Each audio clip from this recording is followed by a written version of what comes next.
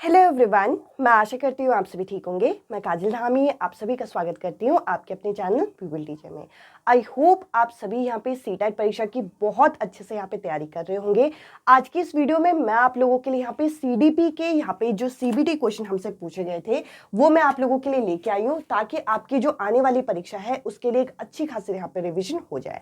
तो देखिए, हम यहाँ पे ये जो सीडीपी है इसके आपके सीबीटी क्वेश्चन यहाँ पे कवर करने वाले हैं। वीडियो को एंड तक देखिए, आपके लिए बहुत ज्यादा महत्वपूर्ण वीडियो ये होने वाली है।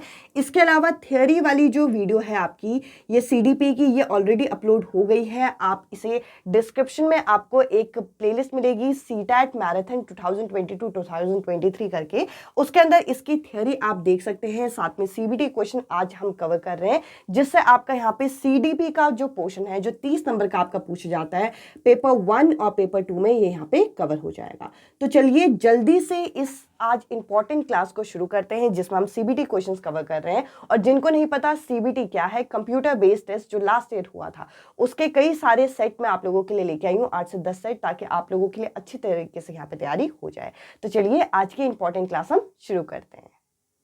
अब चलिए मैं आप लोगों के साथ ये फाइनल रिवीजन शुरू कर रही हूँ, जिसके अंदर मैं आप लोगों के साथ जो लास्ट ईयर हमारे सीबीटी क्वेश्चन यहाँ पे पूछे गए थे ये मैं आपके साथ डिस्कस कर रही हूँ। और ये जो पीडीएफ है ये यहाँ पे पेड फॉर्म में अवेलेबल है। अगर आपको सीटेट परीक्षा के complete handwritten notes plus साथ ही साथ ये जो सीबीटी क्वेश्चंस आपके यहाँ पे, जैसे कि आपके सीडीपी की अगर हम बात करें तो इसके 500 क्वेश्चन वो भी सॉल्व आपको चाहिए, तो आपको यहाँ पे स्क्रीन में स्टार्टिंग में एक नंबर दिखा था, आप उस नंबर पर मैसेज कर सकते हैं।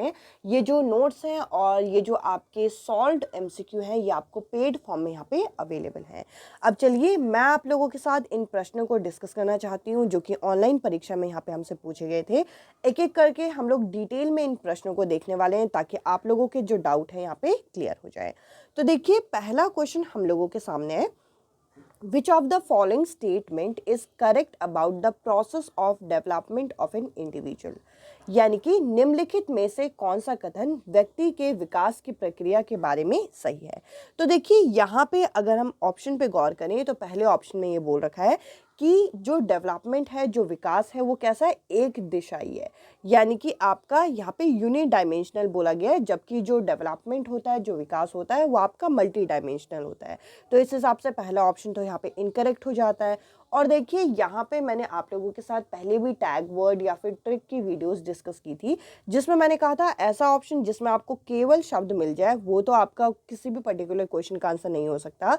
तो दूसरा ऑप्शन इस क्वेश्चन का करेक्ट आंसर नहीं होगा। और साथ ही साथ ऐसा ही आपको यहाँ पे चौथे ऑप्शन में भी दिख रहा है, जिसमें आपको नॉट या यहाँ पे जो ओनली है यानी कि केवल, ये शब्द आपको यहाँ पे मिल रहा है। तो देखिए इस क्वेश्चन का जो करेक्ट आंसर है वो आपका है क्या, वो आपका है तीसरा ऑप्शन, जिसमें हम लोगों को ये बता रखा है कि विकास की प्रक्रिया में जो हमारी सांस्कृतिक विविधताएं यहाँ पे देखने को मिलती है, यानी कि कल्चरल डाइवर्सिटी हमारा यहाँ पे डेवलपमेंट प्रोसेस के अंदर देखने को मिलती है। इस क्वेश्चन का जो करेक्ट आंसर है वो आपका है तीसरा ऑप्शन। अब चलिए अगले क्वेश्चन को जरा डिस्कस करें। अगला प्रश्न आप यहाँ पे देख सकते हैं, नेक्स्ट क्वेश्चन हम लोगों के सामने है और नेक्स्ट क्वेश्चन के अंदर हम लोगों से ये पूछ रखा है, Which of the following question be an example of enhancing critical thinking in children? यानी कि जो विवेचनात्मक चिंतन होता है इसको अगर आपको बढ़ावा देना है, क्रिटिकल थिंकिंग को अगर आपको बढ़ाना है, तो इनमें से किस तरीके का प्रश्न इसका उदाहरण माना जाएगा।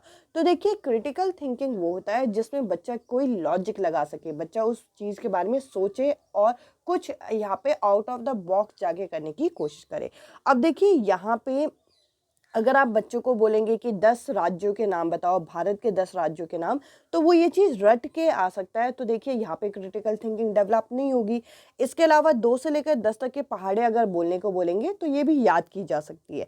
इसके बाद यहाँ पे लास्ट ऑप्शन में बोल रखा है कि मेमोराइज, यानी कि किसी कविता को याद करके सुनाना, तो देखिए ये भी रटने वाली बात हो जाएगी। इसके अलावा यहाँ पे जो पहला क्वेश्चन यहाँ पे बोल रखा है कि जो कोस्टल एरिया में लोग रहते हैं वो किस तरीके का फूड खाते हैं और क्यों खाते हैं, तो देखिए इस प्रश्न में क्या होगा, यहाँ पे बच्चे की जो क्रिटिकल थिंकिंग है ये डेवलप होगी। तो इस हिसाब से इस क्वेश्चन का जो करेक्ट आंसर होगा वो आपका होगा पहला ऑप्शन। अब चलिए हम अगले क्वेश्चन की तरफ बढ़ते हैं। क्वेश्चन नंबर 3 हम लोगों के सामने, यहाँ पे क्वेश्चन नंबर 3 के अंदर हम लोगों से पूछ रखा है, a stage theory of development implicit empathize which of the following principle. यहाँ पे बोल रखा है कि विकास की जो चरणीय सिद्धांत है निम्नलिखित नियमों में से किस को यहाँ पे एक स्पष्ट रूप से ये जोड़ देते हैं। तो देखिए यहाँ पे चरणीय यानी कि एक तरीके से जो स्टेज थ्योरी यहाँ पे दी गई है इसके बाद बोली गई है। और यहाँ पे जो आप ऑप्शन अगर आप इसमें देखेंगे तो देखिए पहले ऑप्शन में है कि विकास में निरंतरता होती है, ये बोला गया है। अगले में ये बोल रखा है कि जो विकास यानी कि डेवलपमेंट होता है वो अनिरंतरित होता है यानी कि डिसकंटिन्यूटी होती है इसमें। या फिर ये आपका कल्चर से इन्फ्लुएंस होता है यानी कि सांस्कृतिक कारक से प्रभावित होता है, या फिर आपका एनवायरमेंटल फैक्टर यानी कि वातावरणीय कारक से प्रभावित होता है। तो देखिए यहाँ पे जो स्टेज थियोरी ये बताती है कि जो डेवलपमेंट होता है हमारा अलग अलग स्टेज में होता है, और कहीं ना कहीं ये जो स्टेज होते हैं ये डिसकंटिन्यूस होते हैं यानी कि ये एक तरीके से अनिरंतरित होते हैं। तो इस हिसाब से इस क्वेश्चन का जो करेक्ट आंसर है वो आपका होगा दूसरा ऑप्शन। अब चलिए अगले क्वेश्चन को जरा डिस्कस करें। अगला क्वेश्चन आप लोगों की स्क्रीन में अब आप लोगों को ये दिखने लग जाएगा, और देखिए इन क्वेश्चंस को आप फाइनल रिवीजन के तौर पे कर सकते हैं क्योंकि लास्ट ईयर ये क्वेश्चन पूछे गए हैं, तो आपका इसी तरीके का इसी लेवल के क्वेश्चन आपके पेपर में पूछे जाएंगे। तो देखिए यहाँ पे ये जो क्वेश्चन है क्वेश्चन नंबर 4, इसके अंदर ये बोल रखा है कि निम्न में से कौन से कारकों द्वारा विद्यार्थियों में यहाँ पे विद्यालयों में बच्चों का अधिगम से यहाँ पे जुड़ा एक प्रभावित कारक माना जाएगा। यानी कि एक तरीके से स्कूल के अंदर विद्यालय के अंदर अगर आपको बच्चे का यहाँ पे डेवलपमेंट करना है तो यहाँ पे जो लर्निंग होगी वो इनमें से किससे आपकी जुड़ी होगी।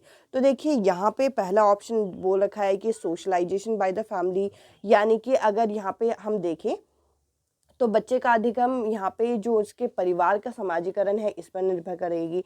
तो यहाँ पर अगर बच्चे की लर्निंग की बात करें तो इस पे इसका प्रभाव पड़ता है। साथ ही साथ उसके सहपाठियों के साथ कैसा संबंध है इससे भी प्रभाव पड़ता है। इसके अलावा सांस्कृतिक मूल्य किस तरीके से हैं इससे भी प्रभाव पड़ता है, और साथ ही साथ वो आत्मसम्मान, बच्चे का जो आत्मसम्मान है इससे भी प्रभाव पड़ता है। अगर आप बच्चे को यहाँ पे थोड़ा नीचा दिखाएंगे या फिर ऐसे बोलेंगे कि तुम्हें ये चीज़ नहीं आती, तो कहीं ना कहीं बच्चे की लर्निंग यानी कि बच्चे का अधिगम बढ़िया तरीके से नहीं हो पाएगा। हमें ये चीज़ नहीं करनी है। तो देखिए यहाँ पे अगर हम इन कारकों को देखें तो ये चारों ही कारक यहाँ पे प्रभावित करते हैं। तो इस हिसाब से इस क्वेश्चन का जो करेक्ट आंसर है वो होगा आपका तीसरा ऑप्शन। अब चलिए अगले क्वेश्चन को जरा डिस्कस करें। अगला क्वेश्चन आप यहाँ पे देख सकते हैं। अगला क्वेश्चन जो हम लोगों से यहाँ पे पूछा गया है वो यहाँ पे जीन पियाजे की थियरी से पूछा गया है, और क्वेश्चन कुछ इस तरीके से है कि जीन पियाजे के अनुसार पूर्व सक्रियात्मक चरण में बच्चे निम्नलिखित में से क्या कर पाते हैं, यानी कि प्री ऑपरेशनल स्टेज में क्या कर पाते हैं। तो देखिए कंजर्वेशन, यहाँ पे संरक्षण अभी नहीं आता बच्चों के अंदर, रिवर्सिबल थिंकिंग भी नहीं आता, प्री ऑपरेशन में नहीं आता, ये उसके बाद आपका डेवलप होता है। तो देखिए यहाँ पे ये दोनों चीज़ें नहीं होंगी। क्लासिफिकेशन, वर्गीकरण भी बच्चा अभी नहीं कर पाएगा। बच्चा यहाँ पे ज़्यादा जो अपना समय है वो खेल में बिताता है। तो यहाँ पे मेक बिलीव प्ले जो है ये यहाँ पे करेक्ट आंसर होगा। तो देखिए सबसे पहले तो अगर आप यहाँ पे CDP की तैयारी कर रहे हैं तो जो थियोरी वाली वीडियो है वो यहाँ पे देख लीजिए। थियोरी वाली वीडियो देख लेंगे तो इन क्वेश्चंस को करते हुए आपको दिक्कत नहीं होगी, और जो लिंक है मैंने डिस्क्रिप्शन में डाल दिया है ताकि आप लोगों को कहीं इधर उधर से ढूंढने की जरूरत ना पड़े।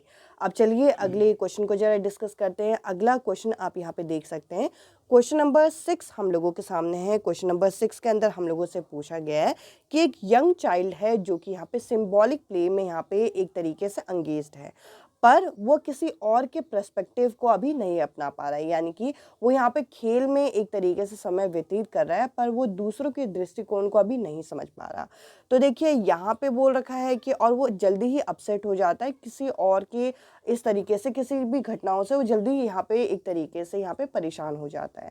तो यहाँ पे पूछ रखा है कि जीन पियाजे की कौन सी स्टेज के अंदर अभी बच्चा आएगा।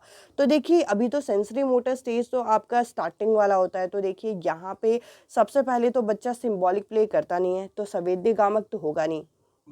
इसके अलावा फॉर्मल ऑपरेशनल तक आते आते यहाँ पे एक तरीके से बच्चा दूसरों के पर्सपेक्टिव को समझने लग जाएगा, औपचारिक सक्रियात्मक भी नहीं होगा, और कॉन्क्रीट तक आते आते भी रिवर्सिबल थिंकिंग बच्चे के अंदर आ जाती है। तो देखिए सबसे पहले तो आपको ये समझना है कि बच्चा खेल में ज़्यादा समय कब व्यतीत करता है, तो आप कहेंगे प्री ऑपरेशनल में करता है, और साथ ही साथ इस समय क्या है कि वो दूसरों के पर्सपेक्टिव को अपनाने के लिए तैयार नहीं होता। तो इस हिसाब से इस क्वेश्चन का जो करेक्ट आंसर होगा वो होगा आपका दूसरा ऑप्शन। अब चलिए अगले क्वेश्चन को जरा डिस्कस करें। अगला क्वेश्चन आपका यहाँ पे कोलबर्ग की थ्योरी से हम लोगों को पूछा गया है। और देखिए यहाँ पे बोल रखा है कि कोलबर्ग की जो मोरल डेवलपमेंट की थ्योरी है उसके इनमें से कौन से कैरेक्टर देखने को मिलेंगे, यानी कि निम्न में से कौन से अभिलक्षण आपको कोलबर्ग का जो नैतिक विकास का मॉडल है इससे ही सम्मिलित किया गया है। तो देखिए यहाँ पे अगर आप ऑप्शन को पढ़ेंगे तो यहाँ पे लास्ट ऑप्शन तो इस क्वेश्चन का आंसर नहीं हो सकता, क्योंकि यहाँ पे बोल रखा है कि जो नैतिक विकास होता है वो सिर्फ सांस्कृतिक मूल्यों पर ही एक तरीके से मुख्यतः निर्भर करता है। तो देखिए मुख्यतः वर्ड की वजह से यहाँ पे ये वाला ऑप्शन तो यहाँ पे गलत हो जाता है। इसके बाद यहाँ पे बोल रखा है कि मोरल डेवलपमेंट आपका ऑर्डर में नहीं होता, ये सिर्फ आपका किस पे डिपेंड करता है, एनवायरमेंटल फैक्टर पे, यानी कि ये कर्मीय तरीके से क्रम में नहीं होता और ये सिर्फ वातावरणीय कारक पर निर्भर करता है। तो देखिए ये भी गलत है। इसके अलावा अगर हम ऑप्शन को देखें तो देखिए ऑप्शन में सेकंड ऑप्शन में यहाँ पर बोल रखा है there is continuity in development of moral thinking. हम ये भी नहीं बोल सकते कि जो नैतिक विकास होता है वो निरंतर होता रहता है। अब देखिए नैतिकता एक तरीके से आपके अंदर का एक व्यवहार है कि आप उसे अपनाते हो या नहीं अपनाते, तो ये कंटिन्यूटी इसमें हम नहीं बोल सकते। अब ये तो इंडिविजुअल पे डिपेंड करता है, तो इसलिए यहाँ पे कोलबर्ग का मानना है कि जो मोरल डेवलपमेंट की जो स्टेज है वो यूनिवर्सल है, वो सार्वभौमिक है, ये स्टेजेस हर कोई यहाँ से गुजरता है। इस हिसाब से इस क्वेश्चन का जो करेक्ट आंसर है वो होगा आपका पहला ऑप्शन। अब चलिए अगले क्वेश्चन को जरा डिस्कस करें। अगला क्वेश्चन आपका लेव वाइगॉट्स्की की थ्योरी से हम लोगों को पूछा गया है। लेव वाइगॉट्स्की की थ्योरी के अनुसार जो इन्होंने समीपस्थ विकास का क्षेत्र, जो इन्होंने जोन ऑफ प्रॉक्सिमल डेवलपमेंट बोला, वो क्या है? एक तरीके से जोन मतलब एक एरिया है जिसके अंदर बच्चा कोई नई चीज़ सीख रहा होता है। तो देखिए यहाँ पे वो सीख रहा है, तो देखिए यहाँ पे सिर्फ टीचिंग या यहाँ पे सिर्फ आपका असेसमेंट यानी कि मूल्यांकन इसके लिए हम नहीं बोल सकते। जैसे कि मैंने आपको पहले भी बोला कि केवल वाले ऑप्शन तो वैसे भी किसी क्वेश्चन का आंसर होते नहीं है। इसके अलावा लास्ट ऑप्शन की बात करें तो देखिए फ्लूइड इंटेलिजेंस की बात इन्होंने की नहीं, और ये जो जोन ऑफ प्रॉक्सिमल डेवलपमेंट है यानी कि समीपस्थ विकास का क्षेत्र है, वो एक ऐसा क्षेत्र है जिसमें बच्चा सीख भी रहा है और आप उसे गाइड भी कर रहे हो, यानी कि आप उसे टीच भी कर रहे हो, आप उसका यहाँ पे मूल्यांकन यानी कि असेसमेंट भी कर रहे हो। तो इस हिसाब से इस क्वेश्चन का जो करेक्ट आंसर होगा वो क्या होगा, वो पहला ऑप्शन है। अब चलिए अगले क्वेश्चन को जरा डिस्कस करें। अगला क्वेश्चन आप लोगों की स्क्रीन में है। अगले क्वेश्चन में हम लोगों को यहाँ पे बोल रखा है कि एक टीचर है जो कि क्या कर रही है, एक हाफ डन एग्जाम्पल बच्चे को दे रही है ताकि वो किसी पर्टिकुलर टास्क को सीख सके, यानी कि किसी विशिष्ट यहाँ पे एक तरीके से पर्यटन को सीखने के लिए, पढ़ाने के लिए यहाँ पे अध्यापक के द्वारा क्या किया जा रहा है, एक आधा हल उदाहरण बच्चे को दिया जा रहा है। तो देखिए यहाँ पे टीचर कर क्या रही है, ली वाइगॉट्स्की के अनुसार हमें बताना है। तो देखिए टीचर यहाँ पे क्या कर रही है, टीचर यहाँ पे बच्चे को हिंट दे रही है। और ली वाइगॉट्स्की इसके लिए क्या शब्द का प्रयोग करते हैं, ली वाइगॉट्स्की इसके लिए पांड शब्द यानी कि स्कैफोल्डिंग का प्रयोग करते हैं। देखिए अगर आपने ये थियोरी पढ़ी है तो इस क्वेश्चन को करने में तो आपको 10 सेकेंड भी नहीं लगेगा। इस क्वेश्चन का आंसर आप आसानी से यहाँ पे कर सकते हैं। अब चलिए अगले क्वेश्चन को जरा डिस्कस करें। क्वेश्चन नंबर 10 हमारे सामने है। तो देखिए यहाँ पे बोल रखा है कि जो क्लासरूम एनवायरनमेंट है प्रोग्रेसिव क्लासरूम का, इनमें से कौन सा एटीट्यूड नहीं रखता, यानी कि निम्नलिखित में से कौन सी अभिवृत्ति एक प्रतिभाशाली कक्षा में के माहौल में के अनुसार नहीं है। तो देखिए यहाँ पे नहीं होना चाहिए था, यहाँ पे इस जो हिंदी मीडियम का साइड है यहाँ पे आपका नहीं, आप इसे जोड़ देना। तो देखिए यहाँ पे आपको करना क्या है, यहाँ पे आपको ऐसे ऑप्शन को देखना है जिसमें यहाँ पे बोल रखा है कि प्रोग्रेसिव क्लासरूम का इनमें से कौन सा कैरेक्टर नहीं होगा। तो देखिए यहाँ पे अगर आप देखें तो आपको नेगेटिव वाले ऑप्शन को ढूंढना है। तो देखिए नेगेटिव वाले ऑप्शन को अगर हम देखें तो पहले वाले ऑप्शन में है कि बच्चों को यहाँ पे डिसीजन मेकिंग में इन्वॉल्वमेंट दो, ये तो अच्छा है, तो इस हिसाब से ये नहीं होगा। इसके अलावा यहाँ पे फेयर फ्री लर्निंग यानी कि बच्चे यहाँ पे भय मुक्त तरीके से अधिगम करें, ये भी अच्छा है, तो ये भी नहीं होगा। इसके अलावा अगर तीसरे ऑप्शन को देखें तो यहाँ पे बोल रखा है कि इंडिविजुअल डिफरेंस के अनुसार पढ़ाइए, ये भी एक पॉजिटिव पॉइंट है, तो नहीं होगा। लास्ट ऑप्शन इस क्वेश्चन का करेक्ट आंसर होगा, जिसके अंदर हमें ये बता रखा है कि हमें ज़्यादा एक्सटर्नल डिसिप्लिन रखना है, यानी कि बाह्य अनुशासन अध्यापक द्वारा ज़्यादा रखना चाहिए। तो देखिए ये यहाँ पे नेगेटिव सेंस में, इसलिए इसी क्वेश्चन का आंसर यही माना जाएगा। अब चलिए अगले क्वेश्चन को जरा डिस्कस करें। क्वेश्चन नंबर 11 हमारे सामने है। यहाँ पे बोल रखा है it is important that the teacher does not segregate children into fix group based upon intelligent question as option. यानी कि निम्नलिखित में से यहाँ पे बोल रखा है, यह महत्वपूर्ण है कि अध्यापक बच्चों को यहाँ पे उनकी बुद्धि लब्धि के आधार पर यहाँ पे एक तरीके से यहाँ पे समूह को पृथक ना करे, यानी कि सेग्रीगेट ना करे कि तुम इंटेलिजेंट हो, तुम आपका एवरेज हो, इस तरीके से यहाँ पे सेग्रीगेट ना करे। क्यों नहीं करना चाहिए, इसका ऑप्शन यहाँ पे बोल रखा है क्योंकि देखिए अगर हम आईक्यू की बात करें तो आईक्यू एक तरीके से आपका स्टेबल नहीं होता। आईक्यू आपका बढ़ता घटता रह सकता है, वो डिपेंड करेगा कि तुम अपनी लाइफ में कितनी चीज़ें सीख रहे हो। तो हम आईक्यू के बेसिस पे यहाँ पे एक तरीके से बच्चे को लेबलिंग नहीं कर सकते। इस वजह से इस क्वेश्चन का जो करेक्ट आंसर है वो होगा आपका चौथा ऑप्शन, क्योंकि बुद्धि लब्धि की जो संकल्पना है वो स्थायी नहीं होती और बच्चों की जो आपका बच्चों को एक तरीके से हम चिन्हित नहीं कर सकते, लेबलिंग नहीं कर सकते आईक्यू के अनुसार। बाकी जो ऑप्शन है वो इतने सटीक नहीं बैठते। अब चलिए अगले क्वेश्चन को जरा डिस्कस करें। क्वेश्चन नंबर 12 हमारे सामने है। देखिए यहाँ पे हम लोगों से हार्वर्ड गार्डनर की जो थियरी है उससे ये क्वेश्चन पूछा गया है। अब देखिए according to Harvard Gardner theory it is important to have a variety of teaching mode strategy within a classroom. यानी कि हार्वर्ड गार्डनर के सिद्धांत के अनुसार एक कक्षा में तरह तरह के यहाँ पे अध्यापन रणनीतियाँ का इस्तेमाल किया जाना चाहिए। क्यों किया जाना चाहिए, तो देखिए यहाँ पे अगर मैं आपसे बात करूँ हार्वर्ड गार्डनर की थियरी, तो इनकी थियरी का नाम क्या है आपका मल्टीपल इंटेलिजेंस। मल्टीपल इंटेलिजेंस जिसे हम बहुबुद्धि का सिद्धांत बोलते हैं। अब बहुबुद्धि का सिद्धांत ये बोलता है कि बच्चों के जो बुद्धि है वो एक तरीके की नहीं होती, यहाँ पे हमें अनेक तरीके की बुद्धि देखने को मिलती है। यहाँ पे हार्वर्ड गार्डनर ये मानते हैं। तो देखिए अगर आपके क्लास में कोई बच्चा यहाँ पे अगर किसी लैंग्वेज को अच्छी तरीके से इस्तेमाल कर पा रहा है या फिर आपका गणित के प्रश्नों को अच्छे से हल कर पा रहा है, तो उसमें अलग अलग तरीके की बुद्धि होगी। तो इसके लिए आपको क्या करना होगा, variety of teaching method use करने होंगे कि आपको देखने को पता चले कि आपके स्टूडेंट के अंदर कौन सी ऐसी छुपी हुई क्षमता है, कौन सी ऐसी कैपेबिलिटी है जो कि आपके टीचिंग मेथड से बाहर है। तो देखिए हार्वर्ड गार्डनर का ये पर्सपेक्टिव है, क्योंकि हार्वर्ड गार्डनर ये मानते हैं कि हमारी जो इंटेलिजेंस होती है वो आपकी मल्टी इंटेलिजेंस है, बहुबुद्धि का सिद्धांत है। इस वजह से उन्होंने कहा कि आप अलग अलग तरीके के यहाँ पे टीचिंग स्ट्रैटेजीज को अपनाइए। तो देखिए इस क्वेश्चन का जो करेक्ट आंसर है वो आपका पहला ऑप्शन है। कुछ क्वेश्चन तो इस तरीके से हैं कि अगर आपने थ्योरी को एक बार भी अच्छी तरीके से पढ़ा है तो आपके क्वेश्चन गलत होने के चांसेस ही नहीं बनते। इसके अलावा इस चीज़ को आप यहाँ पे नोट कर लीजिएगा कि जो 2 वर्ड अटरेंस देखने को मिलता है, मतलब दो शब्द मिला के जब बच्चे अटक अटक के बोलते हैं, जैसे कि 1.5 से लेकर 2.5 साल तक के जो यंग बच्चे होते हैं, यानी कि कम उम्र के जो बच्चे होते हैं, इस तरीके का जो उच्चारण करते हैं, इसके लिए क्या प्रयोग किया जाता है, इसके लिए यहाँ पे जो आपके टेलीग्राफिक स्पीच है इसके लिए इनका प्रयोग किया जाता है। तो देखिए आपको क्या करना है कि आपको यहाँ पर जो आपको जैसे नए नए टर्म मिल रहे हैं, अगर आपने पूरे नोट्स में बना लिए तो ये टर्म आपको जैसे नया पता चला तो आप उसमें वो चीज़ ऐड कर लीजिए। और बबलिंग कब होता है, बबलिंग आपका यहाँ पे बहुत इनिशियल फेज़ में आपका, जैसे कि ये आपका 6 महीने के अंदर अंदर आपका देखने को मिल जाता है जब बच्चे बलबला के बोलते हैं। और यहाँ पे हम लोगों को क्या बोला गया, यहाँ पे हमें 1.5 से लेकर 2.5 साल तक के बच्चों का पूछा गया है, तो इसके अंदर आपको टेलीग्राफिक स्पीच आपको देखने को मिलेगा। अब चलिए अगले क्वेश्चन को जरा डिस्कस करें। अगला क्वेश्चन आपका यहाँ पे है कि जो मेन होते हैं, पुरुष जो होते हैं वो सामान्यतः दिमाग से सोचते हैं और महिलाएं जो हैं सामान्यतः हृदय से सोचती हैं। यह कथन क्या दर्शाता है, यानी कि मेन जनरली किससे सोचते हैं, अपने हेड से सोचते हैं, जबकि वुमेन जो है अपने हार्ट से सोचती हैं। ये स्टेटमेंट क्या रिफ्लेक्ट करता है, ये स्टेटमेंट ये रिफ्लेक्ट करता है कि हमने यहाँ पे सोसाइटी के अंदर, अपनी सोसाइटी के अंदर क्या किया, यहाँ पे एक अवधारणा बना ली है, एक स्टीरियोटाइप कर लिया है कि लड़के ये करेंगे और लड़कियां ये करेंगी। तो देखिए इसके लिए क्या टर्म यूज़ किया जाता है, इसके लिए आपका जेंडर रूढ़िवाद यानी कि जेंडर स्टीरियोटाइपिंग का प्रयोग किया जाता है।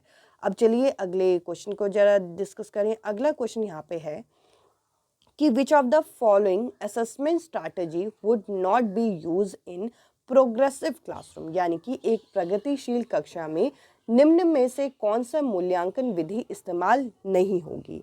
तो देखिए नॉट यानी कि नेगेटिव वाले ऑप्शन को आपको टिक करना है, और नेगेटिव वाले ऑप्शन के लिए ढूंढने का सबसे बेहतरीन तरीका है कि अगर किसी ऑप्शन में आपको ओनली मिल जाए।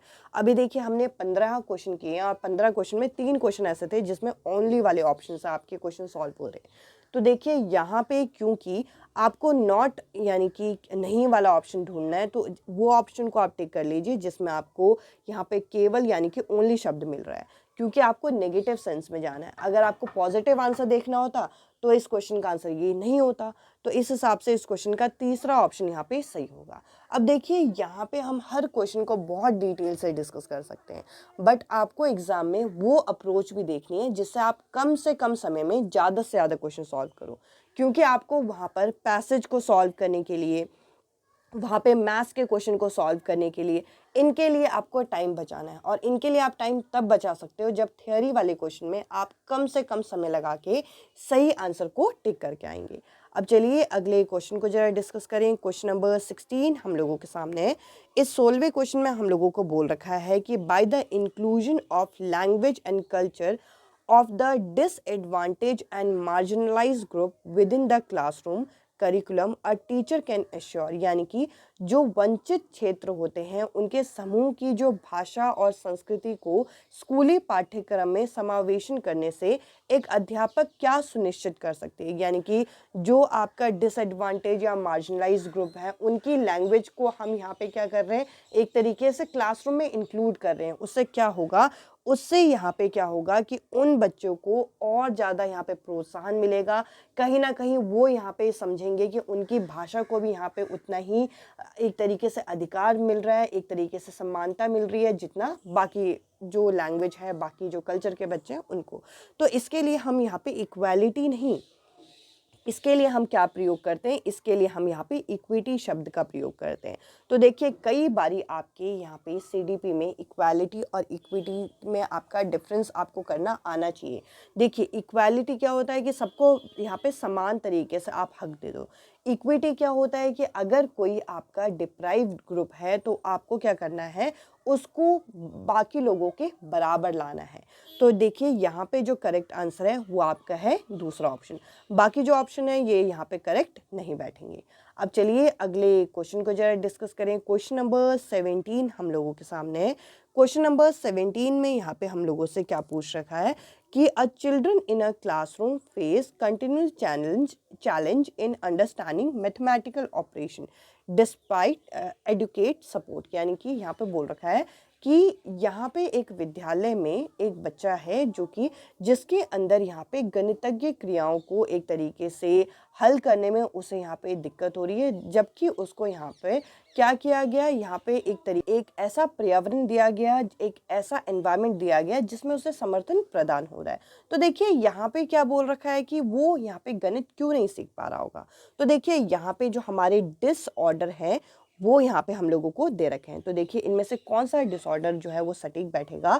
तो देखिए अगर आप गणित शब्द देखें, गणितज्ञ क्रिया देखें, मैथमेटिकल ऑपरेशन देखें, तो मैथमेटिकल ऑपरेशन के हिसाब से यहाँ पे हमेशा जो करेक्ट आंसर होगा वो आपका जो गणितज्ञ यानी कि जो आपका गणना से संबंधित जो डिसऑर्डर होता है जिसको हम डिसकैलकुलिया बोलते हैं वो यहाँ पे करेक्ट आंसर होगा। अब चलिए अगले क्वेश्चन को जरा डिस्कस करें। अगला क्वेश्चन आप लोगों के सामने है। यहाँ पे आपका फिर से एक और क्वेश्चन, यहाँ पे जो आपके इंक्लूसिव इंस्टीट्यूशन होता है यानी कि जो आपके समावेशी संस्थान होते हैं उससे संबंधित हमसे ये पूछा गया है। देखिए यहाँ पे बोल रखा है कि आपका एक इंक्लूसिव इंस्टीट्यूशन है जहाँ पे हेयरिंग इम्पेयर्ड बच्चे हैं, यानी कि ऐसे बच्चे जिनको सुनने में दिक्कत है वो हैं। तो उनके लिए इनमें से कौन सा सबसे कम उपयोगी होगा, कौन सा सबसे कम उपयोगी माना जाएगा। तो देखिए यहाँ पे इस क्वेश्चन को समझने की कोशिश कीजिए।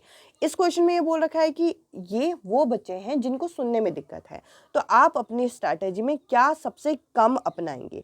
तो देखिए यहाँ पे अगर हम देखें तो यहाँ पे आपका लास्ट ऑप्शन अगर आप गौर करते हैं तो लास्ट ऑप्शन में बोल रखा है कि आप यहाँ पर क्या करें, मुख्यतः यहाँ पे मौखिक अध्यापन करें, मौखिक माध्यम से पढ़ाएं। तो देखिए मुख्यतः अगर हम सिर्फ मौखिक तरीके से पढ़ाएंगे तो उनको तो सुनाई नहीं देगा, और उनको जब सुनाई नहीं देगा तो वो क्या चीज़ सीखेंगे।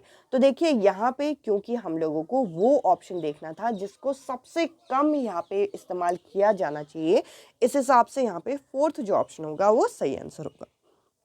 इसके अलावा पहला ऑप्शन इसलिए नहीं होगा क्योंकि मूवी और स्क्रीनिंग से उनको देख के वो चीज़ें सीख सकते हैं, ये नहीं होगा।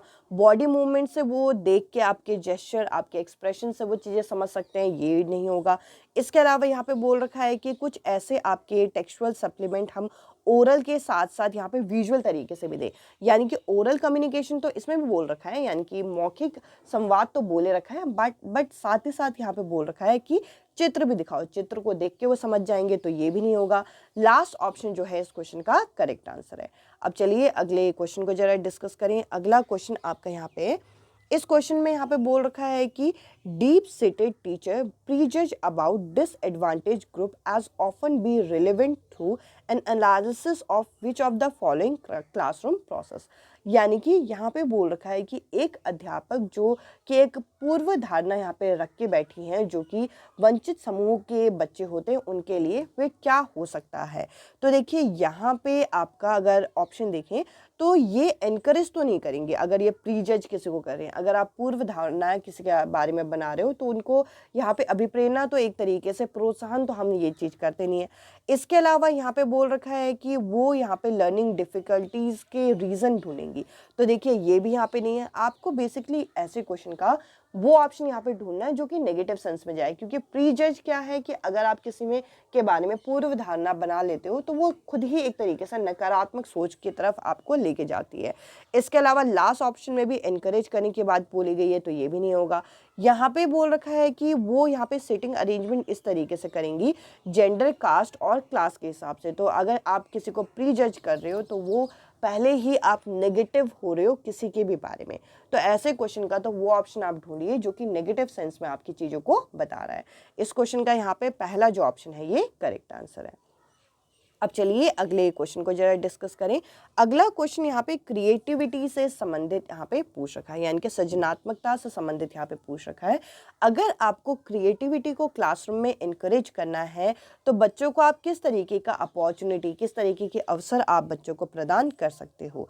तो देखिए यहाँ पे आप एक तरीके से developing good teaching test taking skill, यानी कि यहाँ पे एक तरीके से आप टेस्ट लेने के अच्छे कौशल डेवलप करो। इससे तो कोई फ़ायदा होगा नहीं, बच्चा टेस्ट ही देता रह जाएगा। इसके अलावा कन्वर्जन थिंकिंग, यानी कि अभी सारी चिंतन सही नहीं है, अब सारी चिंतन ज़्यादा बढ़िया होता है, तो ये आपका सही नहीं है।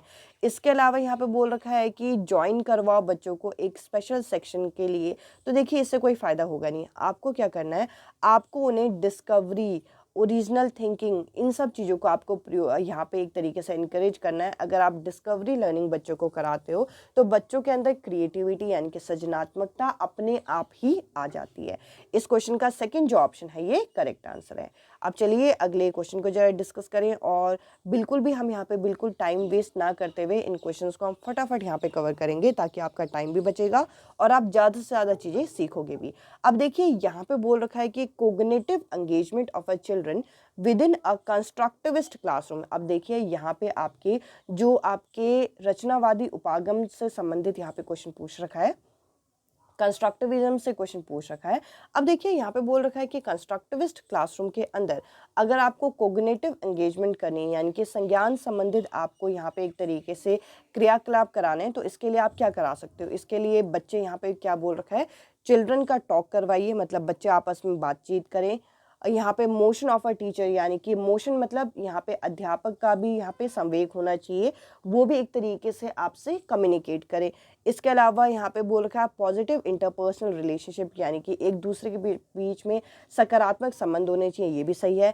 इसके अलावा यहाँ पे बोल रखा है एक्सटर्नली इम्पोज डिसिप्लिन। देखिए एक्सटर्नली इम्पोज डिसिप्लिन क्या होता है कि टीचर बस डिसिप्लिन रखें। इससे क्या होगा, इससे बच्चे यहाँ पे टीचर से कहीं ना कहीं डरेंगे और अपनी बात को किसी और के सामने नहीं रखेंगे।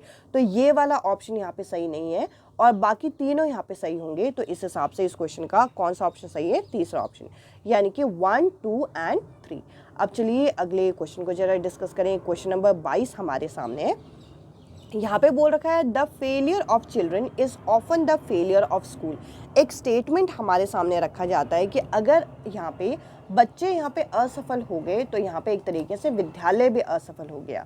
यह कथन क्या दर्शाता है? तो देखिए यह कथन आपका ये दर्शाता है कि बच्चे जो हैं वो आपका एक तरीके से हम कह नहीं सकते कि बच्चे फेल हो गए। बच्चों को हम जो चीज़ सिखाएंगे बच्चे उस तरीके से वो चीज़ देखेंगे, उस तरीके से चीज़ें सीखेंगे।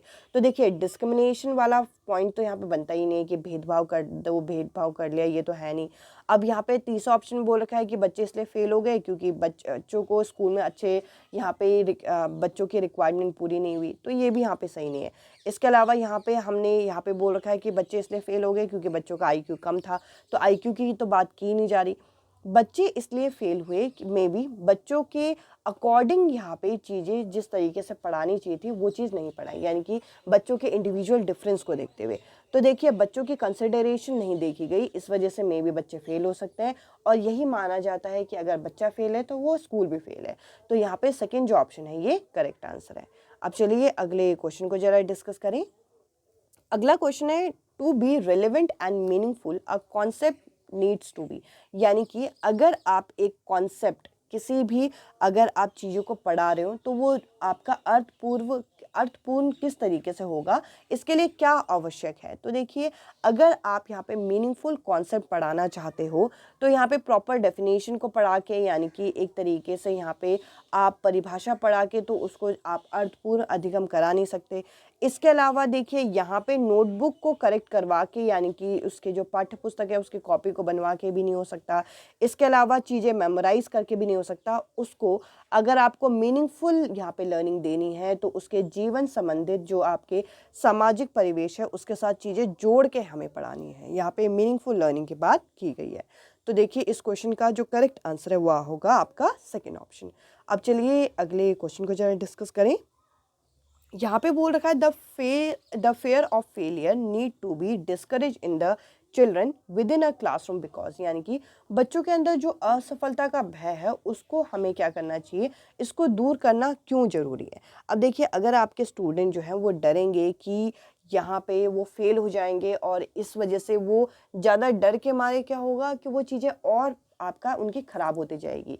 अगर आप उन्हें इनकरेज करोगे, मोटिवेट करोगे तो कहीं ना कहीं लर्निंग जो है वो बढ़िया तरीके से होगी। अब देखिए ऑप्शन कुछ इस तरीके से दे रखा है कि children fear can not be handle within a classroom by a teacher, यानी कि जो यहाँ पे बच्चों के अंदर का भय होता है वो शिक्षक नहीं संभाल सकते, तो ये तो बिल्कुल ही नेगेटिव है। इसके अलावा यहाँ पे बोल रखा है कि स्कूल की कोई भी रिस्पॉन्सिबिलिटी नहीं होती, तो ये भी आपका गलत है, यानी कि स्कूल जिम्मेदारी नहीं होता, ये बोल दिया। लास्ट ऑप्शन में बोल रखा है children who experience fear are developmental failure, यानी कि एक तरीके से यहाँ पे डेवलपमेंटल असफलता बोल दिया गया, यानी कि विकासात्मक यहाँ पे एक तरीके से विफल होना कह दिया गया, तो ये सही नहीं है। अब देखिए यहाँ पे फेयर ऑफ फेलियर को कम क्यों करना है, क्योंकि अगर आप कोई नई चीज़ सीखते हो तो उसमें आप गलती भी कर सकते हो और फेल भी हो सकते हो, और ये एक नेचुरल प्रोसेस है। और ऐसे कैंडिडेट या ऐसे बच्चे वही आपके फेल होते हैं जो कोई सीख रहे होते हैं। आपके अगर कोई क्वेश्चन मिस्टेक हो रहे हैं इट डजंट मीन कि आप सीख नहीं रहे हो। अब जो ऐसे कैंडिडेट होंगे जो प्रैक्टिस नहीं कर रहे हैं वो फेल कहाँ से होंगे। तो फेलियर एक लर्निंग का ही पार्ट होता है और एक नेचुरल प्रोसेस है, ये हमें बच्चे को सिखाना है। इस क्वेश्चन का जो करेक्ट आंसर है वो आपका होगा तीसरा ऑप्शन। अब चलिए अगले क्वेश्चन को जरा डिस्कस करें। यहाँ पे बोल रखा है, ये आर्ग्यू किया जाता है, ये अक्सर तर्क दिया जाता है कि पुरस्कार जो है एक तरीके से बच्चों के मोटिवेशन के लिए सबसे बेस्ट तरीका नहीं है। क्यों? क्योंकि अगर बच्चे को बार बार पुरस्कार मिलता रहे, हर काम के लिए पुरस्कार मिलता रहे, तो बच्चा सिर्फ और सिर्फ पुरस्कार पाने के लिए ही पढ़ेगा। तो इससे क्या होगा कि उसकी जो आंतरिक अभिप्रेरणा है वो यहाँ पे कम हो जाएगी। मतलब वो अपने इंटरेस्ट से नहीं पढ़ रहा, वो बस इसलिए पढ़ रहे हैं कि उसको यहाँ पे कुछ गिफ्ट मिले, उसको टॉफ़ी मिले, या फिर उसको यहाँ पे प्रेस किया जाए। तो देखिए हमेशा हम लोगों को गिफ्ट या रिवॉर्ड नहीं देना चाहिए, ये देना चाहिए बट एक लिमिट तक। तो इस हिसाब से इस क्वेश्चन का जो करेक्ट आंसर होगा वो होगा आपका पहला ऑप्शन। कुछ क्वेश्चन तो CDP में बहुत आसान से क्वेश्चन पूछे जाते हैं जो कि आप कॉन्सेप्चुअल तरीके से पढ़ के भी इन क्वेश्चन को दे सकते हैं। अब देखिए यहाँ पे बोल रखा है कि good problem solver often have a set of the following characteristics, यानी कि निम्न में से जो अभिलक्षण है वो एक उत्तम समस्या समाधानकर्ता के अंदर देखने को मिलेगी। तो देखिए इस क्वेश्चन के अंदर क्या बोल रखा है कि एक गुड प्रॉब्लम सॉल्वर जो होता है उसके अंदर कन्वर्जन थिंकिंग नहीं देखने को मिलती, उसके अंदर यहाँ पे डाइवर्जन थिंकिंग देखने को मिलती है। तो देखिए यहाँ पे दूसरा ऑप्शन इसलिए नहीं हो सकता क्योंकि यहाँ पे आपका अभिसारी चिंतन बोल रखा है, साथ ही साथ तीसरा ऑप्शन में भी आपको अभिसारी चिंतन मिल जाएगा, तो ये भी नहीं हो सकता। इसके अलावा यहाँ पे अगर हम लास्ट ऑप्शन को देखें तो यहाँ पे फ्रिक्शनल फिक्सनेस की बात की गई है, मतलब कुछ आपकी चीज़ें स्थिर हैं, तो ये भी नहीं हो सकता। यहाँ पे जो करेक्ट आंसर है वो आपका है पहला ऑप्शन, जिसमें आपको सृजनात्मकता, डाइवर्जन यानी कि अपसारी चिंतन, इनकी बातें यहाँ पे बोली गई हैं। इस क्वेश्चन का जो करेक्ट आंसर है वो आपका होगा पहला ऑप्शन। अब चलिए अगले क्वेश्चन को जरा डिस्कस करें। अगला क्वेश्चन यहाँ पे है कि teacher believe about success and failure of the student often influence learning and motivation of the student specially from the disadvantage group. यानी कि यहाँ पे बोल रखा है कि एक विद्यालय के अंदर अध्यापक जो शिक्षक होते हैं वे जो आपका बच्चे के बारे में सफलता और असफलता के बारे में जो विचार रखते हैं, इससे कहीं ना कहीं बच्चों के सीखने और उनकी जो अभिप्रेरणा है ये प्रभावित होती है। तो देखिए यहाँ पे ये संदर्भ क्या दिखाता है। तो देखिए अगर आप एज अ टीचर बच्चों के सक्सेस और फेलियर के बारे में जिस तरीके का थॉट रखोगी, बच्चे का अधिगम और बच्चे का जो अभिप्रेरणा है वो उसी तरीके से बढ़ेगी। अगर आप सोचोगे कि बच्चा नहीं सीख रहा तो कहीं ना कहीं बच्चे के अंदर भी वो नेगेटिविटी अपने आप ही आ जाती है। तो आपको क्या करना है कि आप जो बच्चे के बारे में सोचते हो, जो बच्चे के बारे में एक्सपेक्टेशन रखते हो, वो कहीं ना कहीं लर्निंग और उसके जो एक तरीके से सीखने को यहाँ पे प्रभावित करता है। इसके अलावा बाकी ऑप्शन जो है वो सही नहीं बैठेंगे। क्यों? क्योंकि सेकेंड ऑप्शन में बोल रखा है कि टीचर को क्लासरूम को कंट्रोल करना चाहिए, कंट्रोल करने वाली तो कोई बात है ही नहीं। इसके अलावा यहाँ पे बोल रखा है कि टीचर को एनकरेज करना चाहिए कि वो बेटर परफॉर्म करें और एक एक दूसरे के साथ यहाँ पे कंपटीशन रखें। तो देखिए कंपटीशन वाली तो कोई बात है नहीं, हमें इंडिविजुअल डिफरेंस को प्रमोट, यहाँ पे इंडिविजुअल डिफरेंस को नहीं प्रमोट करना, हमें क्या करना है उसके अकॉर्डिंग हमें यहाँ पे एक तरीके से टीचिंग करानी है ताकि इंडिविजुअल डिफरेंस बच्चों के बीच में एक यहाँ पे कम हो सके। अब लास्ट ऑप्शन के अंदर हमें ये बोल रखा है कि टीचर को बच्चों को ट्रेन करना चाहिए ताकि वो फेलियर को अवॉइड करें, वो भी किसी भी कॉस्ट में। अब देखिए यहाँ पे फेलियर जो है वो लर्निंग का ही पार्ट माना जाता है। अभी मैंने एक क्वेश्चन में आपको डिस्कस किया, अगर स्टूडेंट कहीं पे फेल हो रहे हैं या फिर उनको ये फेलियर मिल रही है, इसका मतलब ये नहीं कि बच्चा इसको फेलियर को एक तरीके से नेगेटिव सेंस में ले ले, तो ये ऑप्शन भी नहीं हो सकता।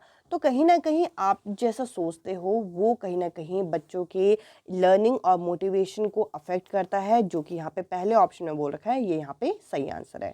इस क्वेश्चन का पहला जो ऑप्शन है ये करेक्ट आंसर है। अब चलिए अगले क्वेश्चन को जरा डिस्कस करें। अगला क्वेश्चन नंबर 28 आपके सामने है।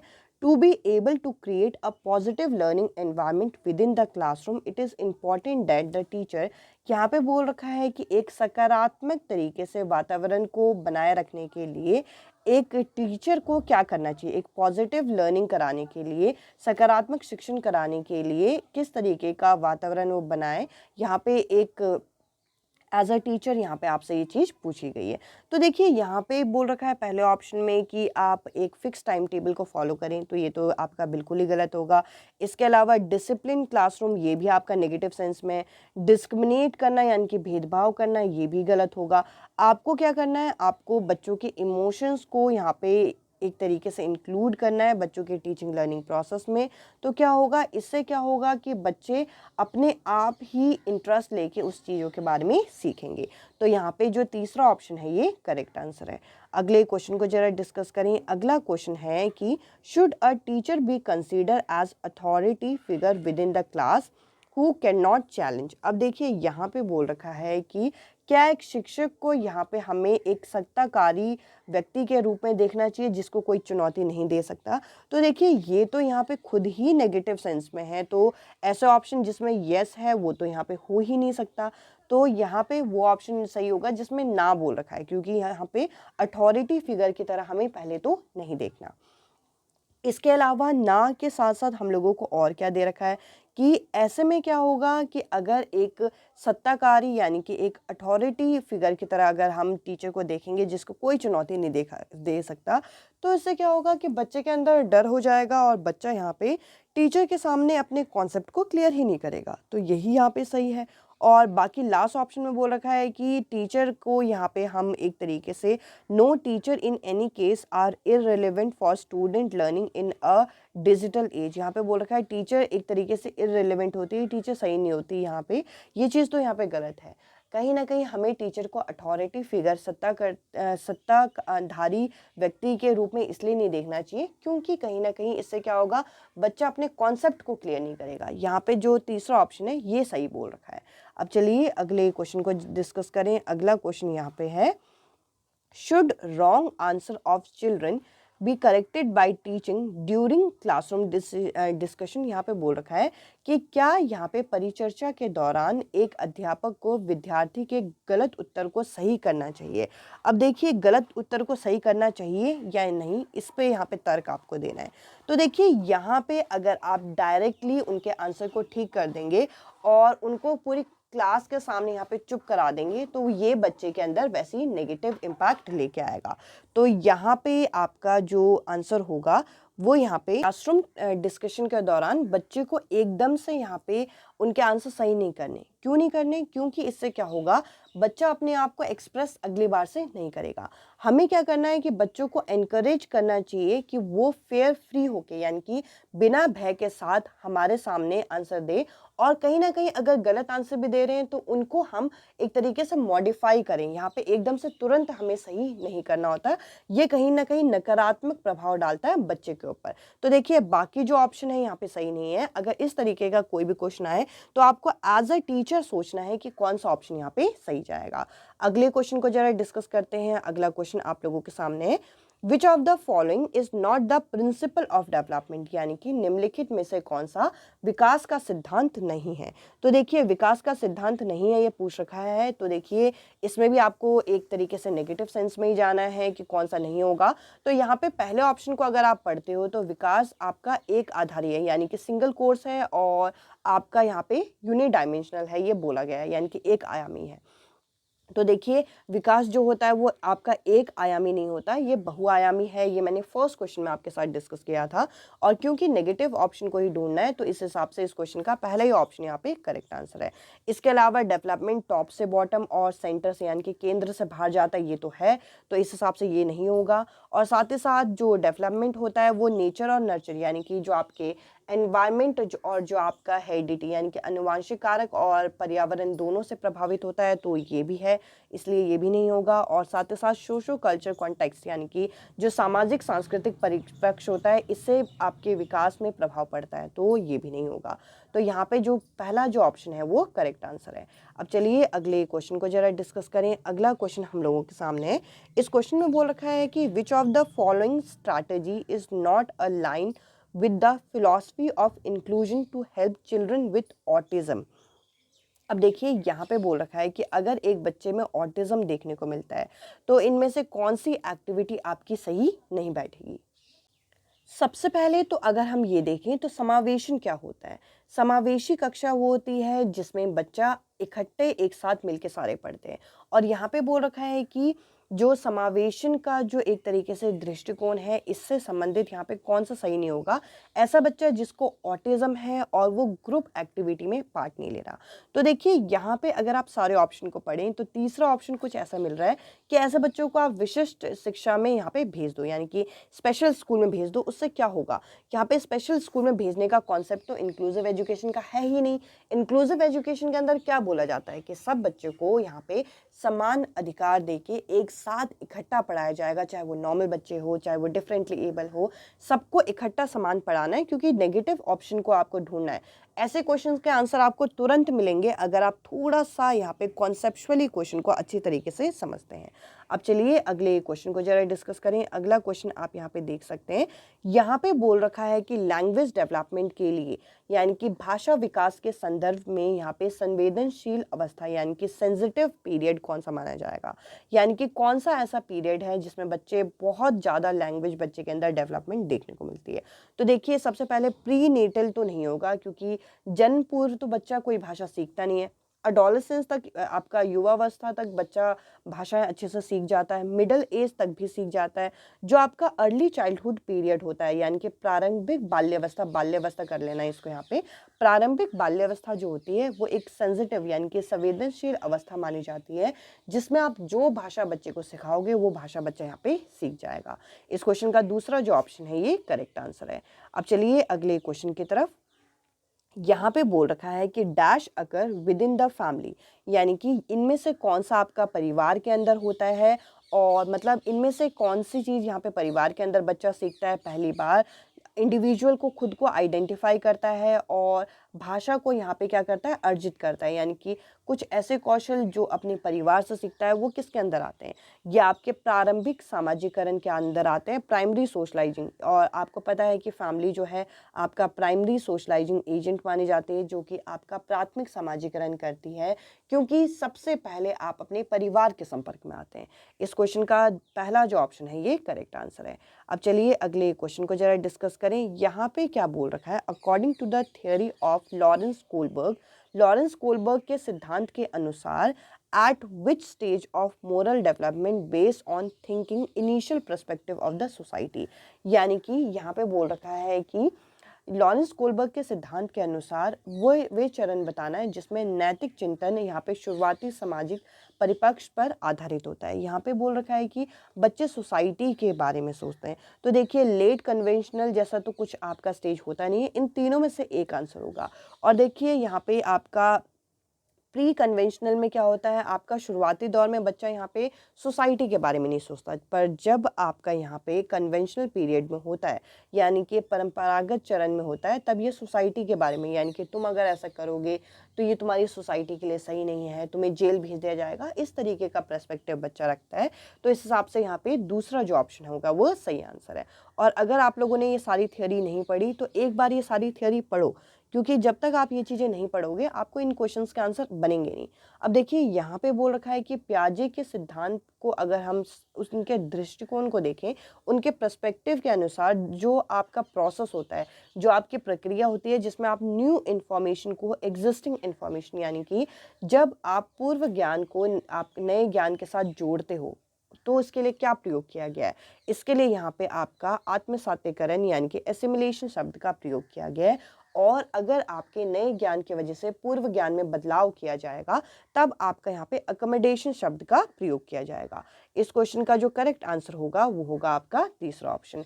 अब चलिए अगले क्वेश्चन को जरा डिस्कस करें। अगला क्वेश्चन आपका यहाँ पे है कि मीना जो है वो यूज़ कर रही है वर्ड्स को और यहाँ पे अंडरस्टैंड कर रही है अपने आसपास के ऑब्जेक्ट को, यानी कि मीरा जो है वो शब्दों का प्रयोग कर रही है और साथ ही साथ अपने आसपास के वस्तुओं को समझने लगी है।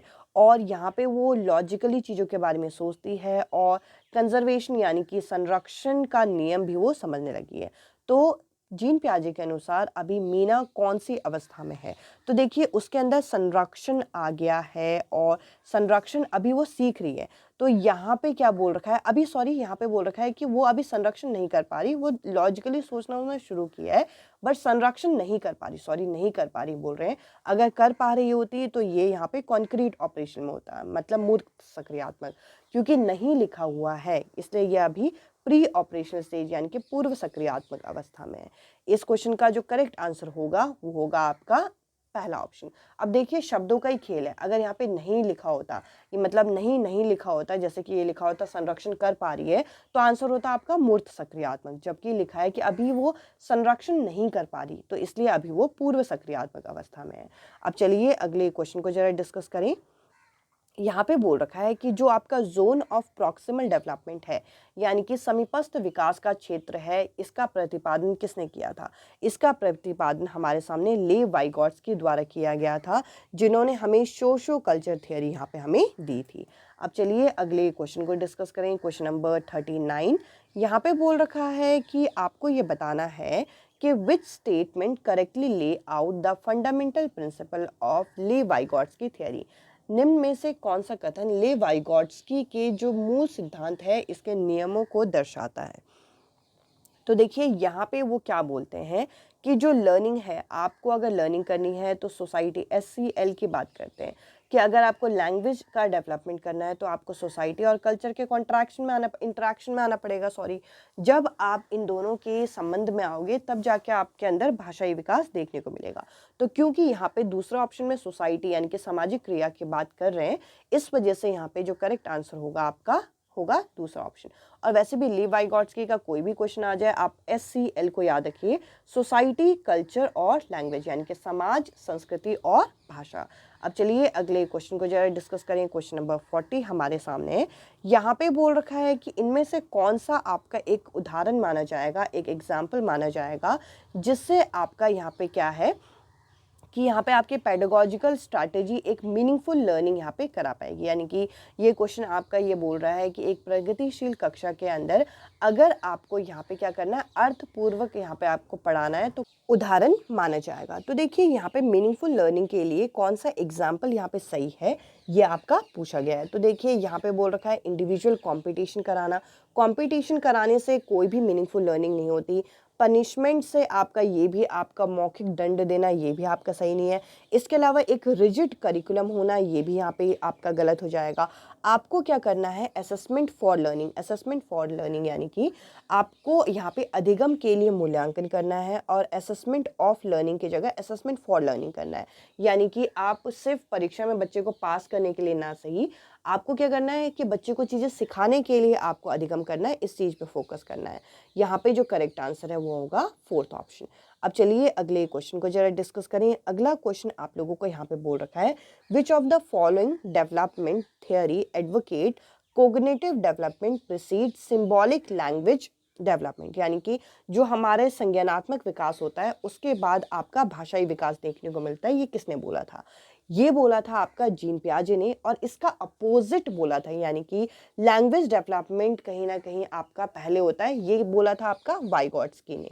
तो देखिए यहाँ पे क्योंकि कोग्निटिव डेवलपमेंट के बाद लैंग्वेज डेवलपमेंट होगा, इस बारे में किसने बोला? इस बारे में हमें जीन पियाजे ने अपनी कोग्निटिव डेवलपमेंट थ्योरी के अंदर बोला। अब चलिए अगले क्वेश्चन को जरा डिस्कस करें। अगला क्वेश्चन आपका है, देखिए इस प्रश्न के अंदर बोल रखा है कि जेंडर रूढ़िवादिता को रोकने के लिए एक अध्यापक द्वारा की जाने वाली कक्षा के अंदर जो प्रयोग होते हैं, इनमें से कौन सा उचित नहीं माना जाएगा, यानी कि कौन सा एक इफेक्टिव प्रैक्टिस नहीं माना जाएगा क्लासरूम के अंदर, ताकि वो एक जेंडर स्टीरियोटाइप को एड्रेस कर सके। तो देखिए यहाँ पे जेंडर बायसनेस को काउंटर करना यानी कि चुनौती देना, ये सही होता है, क्योंकि नहीं ऑप्शन आपको ढूंढना है तो ये नहीं होगा। इसके अलावा जेंडर डिस्क्रिमिनेशन के बारे में डिस्कस करना, आपका चर्चा करना, ये भी सही है, तो ये नहीं होगा। और साथ ही साथ कुछ एग्जाम्पल सेट करना ताकि बच्चों के माइंड से ये चीज़ें निकल सके, तो ये भी नहीं होगा। यहाँ पे अगर आप अपनी कक्षा के अंदर गर्ल्स और बॉयज़ को अलग बिठा दोगे तो ये जेंडर स्टीरियोटाइपिंग को नहीं रोकता। तो कहीं ना कहीं इसका जो आपका सही आंसर होगा वो होगा आपका दूसरा ऑप्शन। अब चलिए यहाँ पे हम लोगों को नेक्स्ट क्वेश्चन ये बोल रखा है कि एक लड़की है यहाँ पे पारो, जो कि अपने फादर को अपने एक शॉप में मदद कर रही है, जो कि वुडन ब्लॉक को मेज़र करने की एक टेक्निक बता रही है, जो कि आपका EWS स्कीम के अंदर यहाँ पे हम लोगों को ये चीज़ सिखाई गई। अब देखिए यहाँ पे ये जो सिचुएशन है, ये जो एकेडमिक डिमांड है, ये क्या दिखाता है। अब देखिए यहाँ पे ये जो बच्ची है ये क्या कर रही है, अपने फादर को यहाँ पे समझा रही है कि किस तरीके से हम लकड़ी का ये जो ब्लॉक है इसको यहाँ पे माप सकते हैं। अब ये चीज़ तब उसको समझ में आएगी जब हम उसे यहाँ पे कॉन्टेक्स्चुअल नॉलेज उसे यहाँ पे देंगे। तो देखिए यहाँ पे जो आपका करेक्ट आंसर होगा, यहाँ पे अगर बच्चा अनुभव का समावेशन करते हैं, अगर हम यहाँ पे इंटीग्रेट करते हैं कि बच्चे को अनुभव मिले, एक्सपीरियंस मिले, तब जाके बच्चा इस तरीके की लर्निंग कर पाएगा। तो यहाँ पे जो तीसरा ऑप्शन है ये करेक्ट आंसर होगा। अब चलिए अगले क्वेश्चन को जरा डिस्कस करें। अगला क्वेश्चन आपका ईजी क्वेश्चन है। इस क्वेश्चन में ये बोल रखा है कि अगर किसी के अंदर साउंड की, रिदम की, वर्ड की, इन सब चीज़ों की यहाँ पे सेंसिटिविटी है, यानी कि इन सब चीज़ों की आपकी चेतना है, ध्वनि, लय और शब्दों की, तो ये किस तरीके की बुद्धि है? ये आपकी यहाँ पे भाषाई बुद्धि के अंदर आता है, लिंग्विस्टिक इंटेलिजेंस के अंदर आता है, जिसके बारे में यहाँ पे हार्वर्ड गार्डनर ने अपनी थियोरी के अंदर बताया था। इसके अलावा चलिए अगले क्वेश्चन को जरा डिस्कस करें। अगला क्वेश्चन आपका यहाँ पे है, इस क्वेश्चन में बोल रखा है in a socio constructivist classroom, यानी कि आपकी सामाजिक संरचनावादी कक्षा है, इसके लिए आपको यहाँ पे असेसमेंट यानी कि आकलन के लिए कौन सी विधि सबसे ज़्यादा उपयुक्त मानी जाएगी। तो देखिए यहाँ पे अगर कंस्ट्रक्टिविस्ट क्लासरूम है तो आपको यहाँ पे क्या करना है, अगर आपके जो सोशो कंस्ट्रक्टिविस्ट क्लासरूम है तो इसके लिए आपको कोलैबोरेटिव प्रोजेक्ट, यानी कि अगर देखिए इस क्वेश्चन का आंसर मैंने कैसे ढूंढा, इस क्वेश्चन का आंसर मैंने देखा कि वो ऑप्शन जो कि आपको यहाँ पे ज़्यादा पॉजिटिव दिख रहा है, यानी कि ऑब्जेक्टिव आंसर से ज़्यादा फायदा नहीं होगा येस और नो से, स्टैंडर्डाइज टेस्ट यानी कि मानक परीक्षण से इतना फ़ायदा होता नहीं है, रिकॉल करवाना और यानी कि स्मरण कराना ये ज़्यादा सही नहीं माना जाता। आपको आकलन के लिए क्या करना है, यहाँ पे कोलैबोरेटिव प्रोजेक्ट यहाँ पे यूज़ करना है, जो कि आपको पहले ऑप्शन में बता रखा है। इसके अलावा देखिए अगला क्वेश्चन आपका यहाँ पे है कि जो कंटिन्यूस कॉम्प्रिहेंसिव इवैल्यूएशन होता है, सतत एवं व्यापक मूल्यांकन होता है, इसमें सतत शब्द का मतलब क्या है? सतत शब्द का मतलब है कि हम कंटिन्यूसली बच्चे को ऑब्जर्व करें, उसको सपोर्ट करें, उसकी टीचिंग लर्निंग प्रोसेस को अच्छा करें।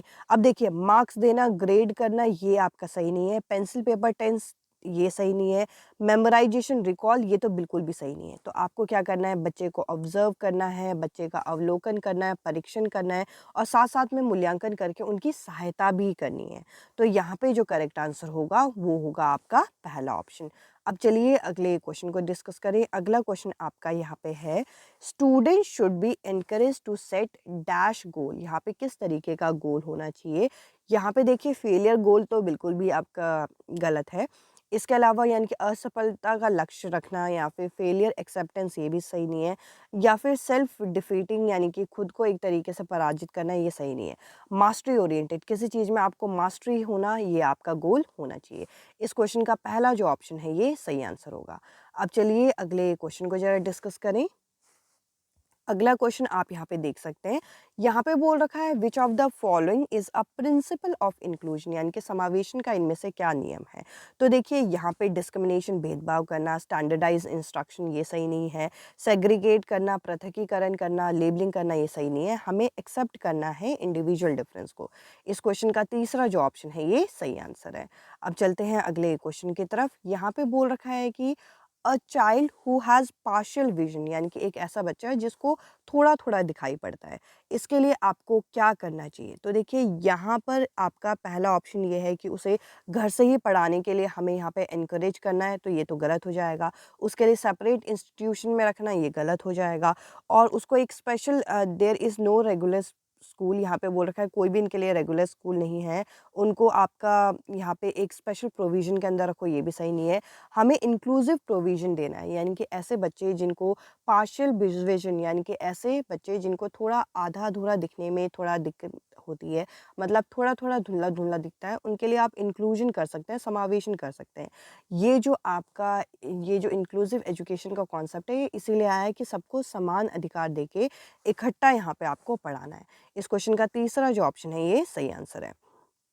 अब चलिए अगले क्वेश्चन को डिस्कस करें। यहाँ पे हम लोगों को बोल रखा है कि अगर आपके कक्षा में आपको सृजनात्मकता लेके आनी है, तो देखिए आपको शिक्षण प्रणाली में आपको एक तरीके से क्लासरूम प्रैक्टिस के अंदर क्या चीज़ें आपको एनकरेज करनी है। तो देखिए यहाँ पे अगर मैं देखूँ तो यहाँ पे बोल रखा है कि इमेजिनेटिव आंसर, यानी कि कल्पनात्मक उत्तर आपको यहाँ पे स्वीकार करने हैं, तो क्रिएटिविटी को ये चीज़ प्रमोट करता है, तो ये तो सही है। इसके अलावा ब्रेनस्टॉर्मिंग करनी है, यानी कि स्टार्टिंग में आपको प्रायर नॉलेज वगैरह चेक करना, ये भी सही है। कन्वर्जन थिंकिंग, अभिसारी चिंतन इसका नहीं माना जाता है, डाइवर्जन थिंकिंग माना जाता है। इसके अलावा यहाँ पे बोल रखा है कि असहमति को स्वीकार करना है, तो ये भी यहाँ पे सही है। तो ऐसा ऑप्शन जिसमें आपको फर्स्ट, सेकंड और फोर्थ दे रखा है वो यहाँ पे सही होगा, जो कि आपको फोर्थ ऑप्शन में यहाँ पे दे रखा है। तो देखिए इस तरीके से आपको मल्टीपल ऑप्शन वाले क्वेश्चन भी यहाँ पे दे रखे हैं।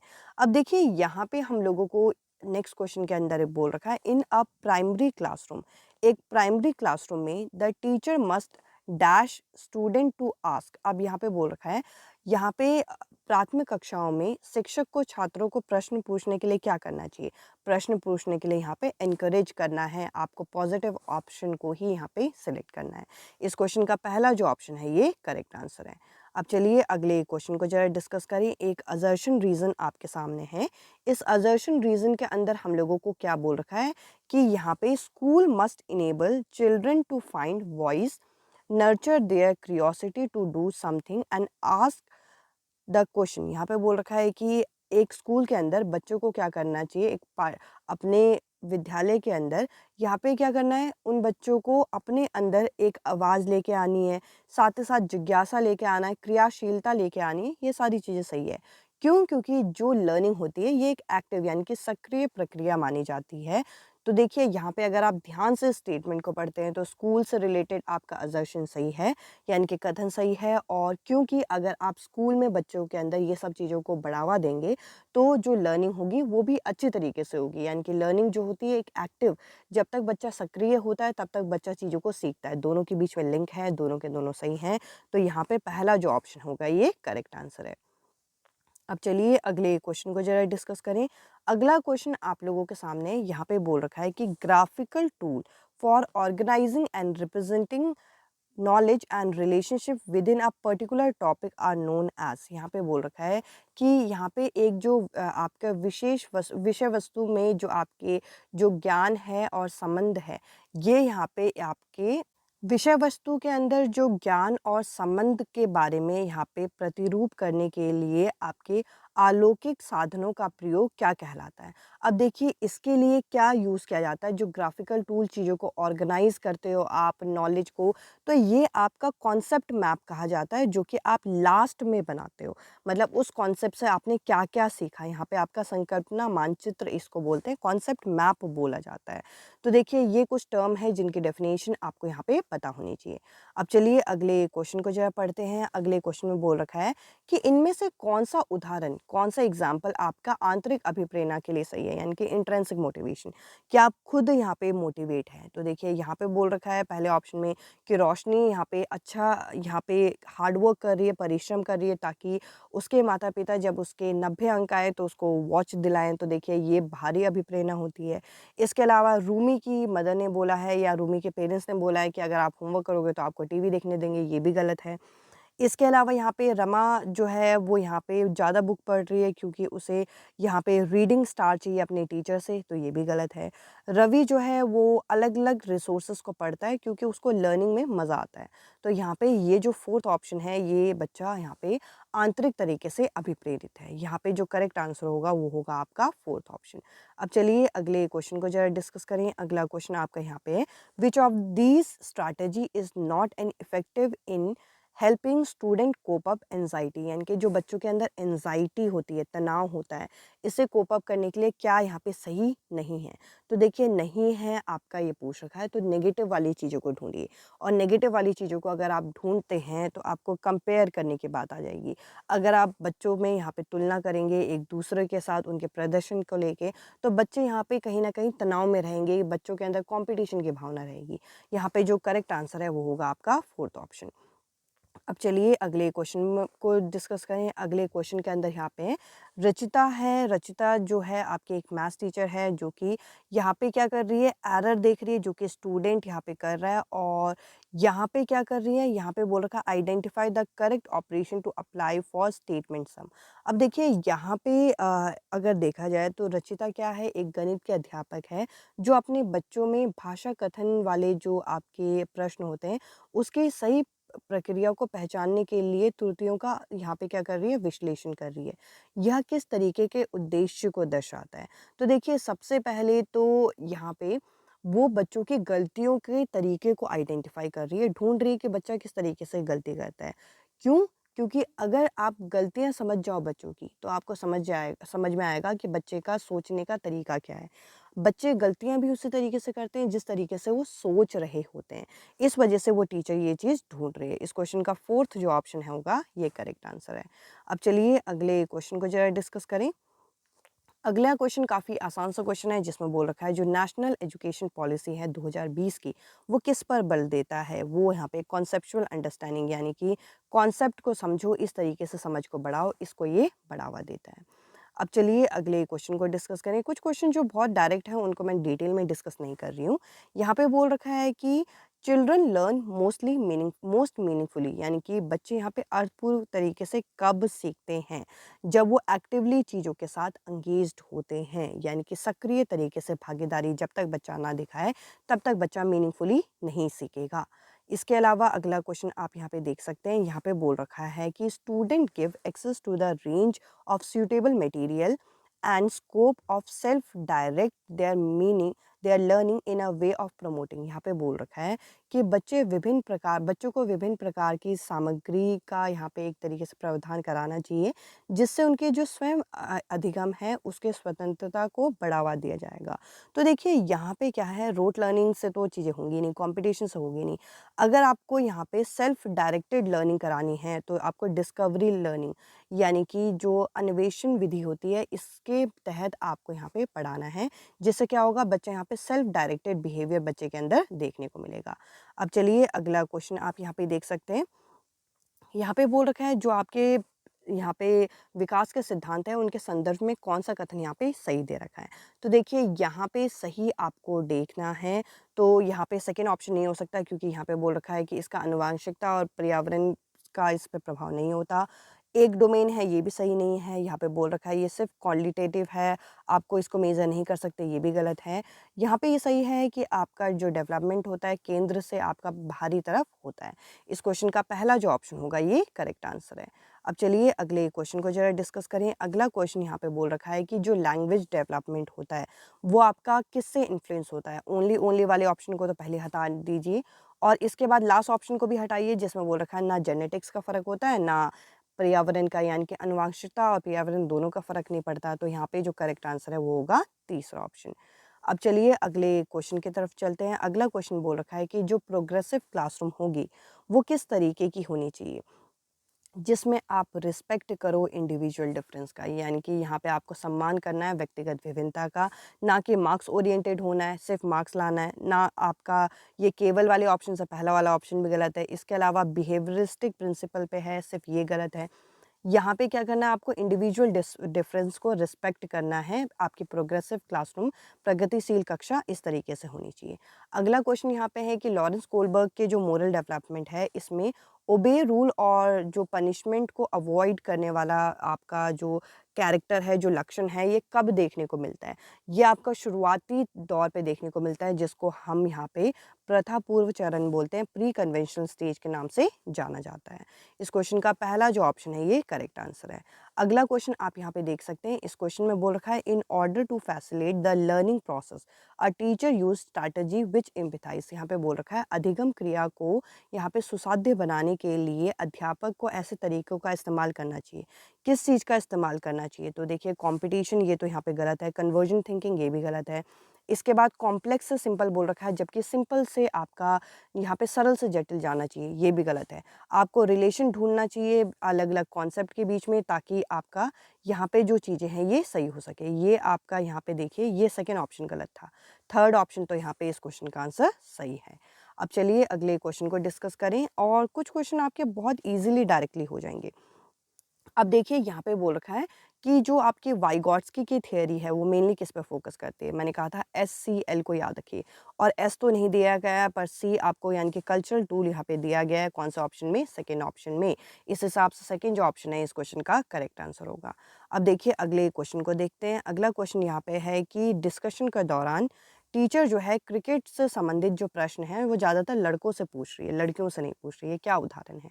ये यहाँ पे जेंडर बायसनेस को दिखाता है, जेंडर पक्षपात को दिखाता है कि जो क्रिकेट है वो लड़के खेलते हैं, इस वजह से लड़कों से पूछ रही हैं।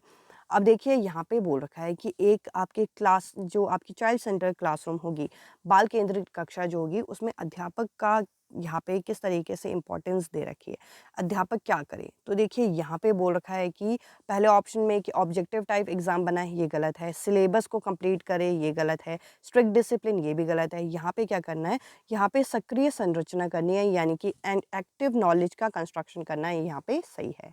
इस क्वेश्चन का दूसरा जो ऑप्शन है ये सही आंसर है। अब चलिए अगले क्वेश्चन की तरफ। यहाँ पे बोल रखा है इनमें से कौन सा आपका प्राथमिक समाजीकरण का कारक माना जाएगा। बुक मैगजीन सेकेंडरी होता है, पेरेंट्स प्लेस वर्क यानी कि कार्यस्थल भी सेकेंडरी है, हॉस्पिटल के कर्मचारी ये तो आएगा ही नहीं। यहाँ पे इमीडिएट फैमिली, निकटवर्ती परिवार जो है ये करेक्ट आंसर है।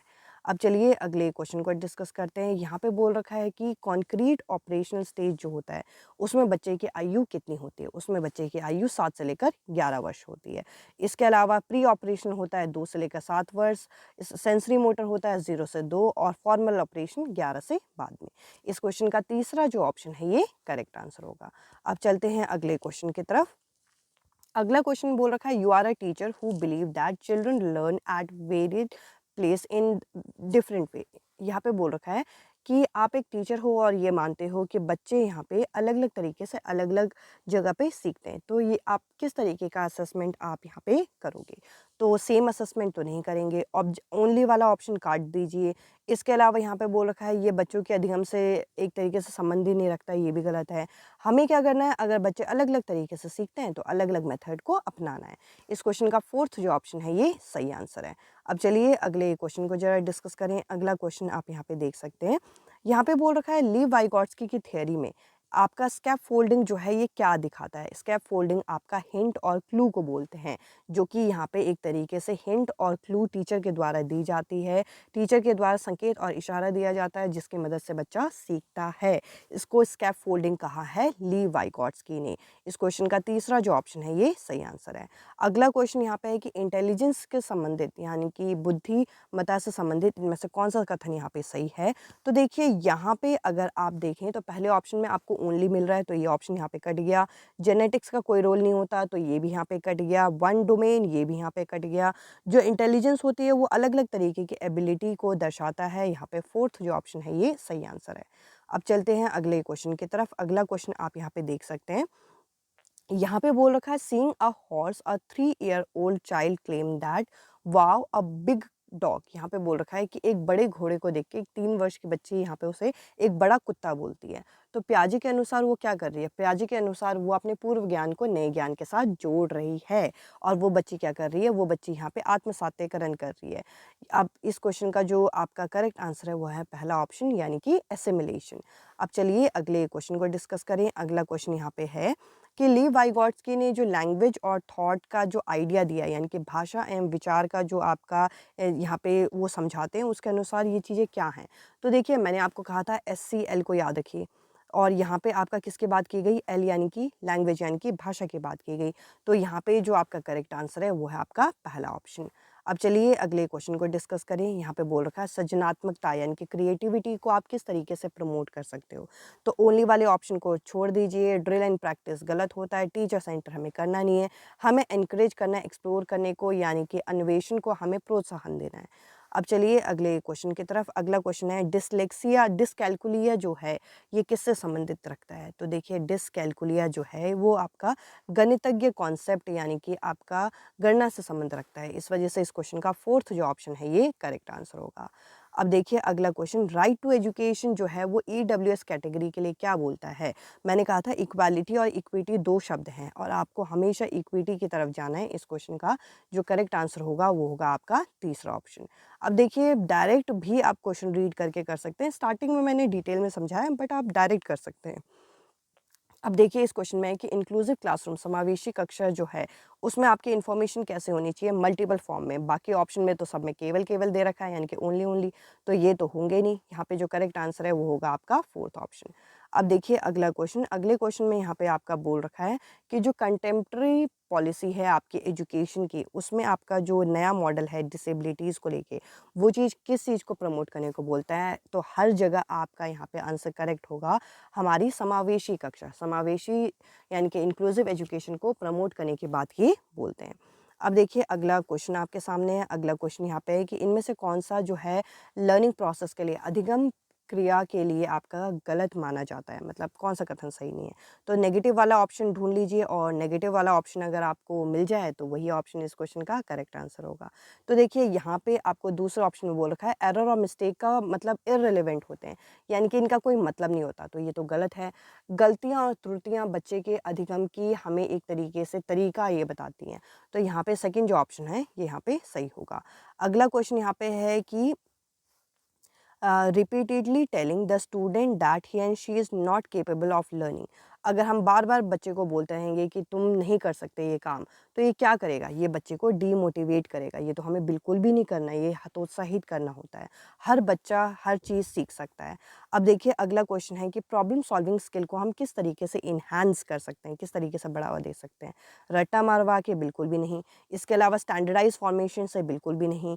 इसके अलावा अगर आप यहाँ पे देखें तो देखिए यहाँ पे जो करेक्ट आंसर होगा हमें ऑल्टरनेटिव तरीके यानी कि अलग अलग विकल्प हमें तरीके ढूंढने किसी भी समस्या को समाधान करने के लिए। इस क्वेश्चन का तीसरा जो ऑप्शन है ये सही आंसर है। अब देखिए अगला क्वेश्चन है, एक टीचर जो है प्राइमरी कक्षा में यहाँ पे एक सीक्वेंस यहाँ पे पढ़ा रही है, तो किस सीक्वेंस को इन्हें फॉलो करना चाहिए। तो देखिए सबसे पहले यहाँ पे क्या करना है कि यहाँ पे टीचर को क्या करना है कि सीधा-सीधा उन्हें यहाँ पे ABCD वगैरह नहीं पढ़ाना। उन्हें कुछ कॉन्क्रीट मटेरियल दिखाना है, कुछ मूर्त सामग्री दिखानी है, चित्र और लास्ट में सिंबल यानी कि 1 2 3 ABC लास्ट में पढ़ाना है। तो देखिए जो करेक्ट सीक्वेंस है वो आपको 4th ऑप्शन में दे रखा है। अब चलते हैं अगले क्वेश्चन की तरफ। एक क्लासरूम है, क्लासरूम एनवायरनमेंट के अंदर अगर आपको यहाँ पे क्या करना है, कल्चर मास्टरी करवानी है और लर्निंग को फोकस कराना है, तो आप किस तरीके से कराएंगे। देखिए कल्चर की बात की गई है, यहाँ पे हमारी संस्कृति की बात की गई है, तो हमें सबको यहाँ पे सहयोग सिखाना है, कोलैबोरेशन सिखाना है, कॉपरेशन सिखाना है, ताकि वो सब इकट्ठा मिलकर चीज़ें सीख सकें। अब इसके अलावा अगला क्वेश्चन आप यहाँ पे देख सकते हैं। अगला क्वेश्चन है कि इनमें से कौन सा स्टेटमेंट जो है वो लर्निंग के लिए सही होगा। तो देखिए आपको यहाँ पे सही वाले ऑप्शन की तरफ देखना है। एग्जामिनेशन जो है अल्टीमेट गोल नहीं होता, ये गलत है। पैसिव प्रोसेस यानी कि सक्रिय प्रक्रिया, ये तो बिल्कुल गलत है। इमोशन इन्फ्लुएंस नहीं करते, गलत है। लर्निंग एक कॉम्प्लेक्स प्रोसेस है यानी कि जटिल प्रक्रिया है, ये यहाँ पे सही है। इस क्वेश्चन का 4th जो ऑप्शन होगा वो सही आंसर है। अब देखिए यहाँ पे बोल रखा है कि जो आपका सोशो कंस्ट्रक्टिविस्ट व्यू है वो आपका क्या चीज़ यहाँ पे लर्निंग के लिए इंपॉर्टेंट बोलता है। तो देखिए यहाँ पे अगर हम देखें तो सिर्फ हेरिडिटी ओनली, ये तो गलत होगा। रिवॉर्ड एंड पनिशमेंट, ये भी गलत होगा। यहाँ पे सोशो कंस्ट्रक्टिविस्ट अप्रोच बोलता है कि हमें क्या करना है, हमें यहाँ पे एक तरीके से इंटरेक्शन बच्चे का कराना है, ताकि जब वो सोसाइटी के साथ इंटरेक्ट करेगा तभी तो सीखेगा चीज़ें। अब देखिए अगला क्वेश्चन आप लोगों के सामने यहाँ पे बोल रखा है कि इनमें से कौन सा मोटिवेशन का तरीका सही है। तो देखिए यहाँ पे अगर हम देखें क्रियोसिटी यानी कि जिज्ञासा जो है वो आंतरिक अभिप्रेरणा होती है, ये यहाँ पे सही है। बाकी जो है वो बाकी सारे मैच यहाँ पे गलत दे रखे हैं। अब देखते हैं अगला क्वेश्चन। अगले क्वेश्चन यहाँ पे है कि इस क्वेश्चन में ये पूछ रखा है कि टू फैसिलिटेट कॉन्सेप्चुअल अंडरस्टैंडिंग, अगर बच्चे के अंदर कॉन्सेप्चुअल अंडरस्टैंडिंग लानी है तो टीचर को क्या कराना है, मेमोराइज गलत है। यहाँ पे हमें क्या करने हैं, अपॉर्चुनिटी देनी है, ये तो आपका सही है। बाकी सारी चीज़ें यहाँ पे गलत हैं। तो कुछ क्वेश्चन तो टैग वर्ड से भी आपके हल हो सकते हैं, अगर आपको टैग वर्ड यहाँ पे क्लियर है। यानी कि पॉजिटिव सोचना है, पॉजिटिव करना है और पॉजिटिव जवाब देना है। अब देखिए लर्निंग को क्या इन्फ्लुएंस करता है, सब कुछ इन्फ्लुएंस करते हैं। मोटिवेशन, सोशल कॉन्टैक्ट, इमोशन, सारी चीज़ें इन्फ्लुएंस करती है। इनमें सब कुछ पॉजिटिव दे रखा है, तो 4th ऑप्शन यहाँ पे सही होगा।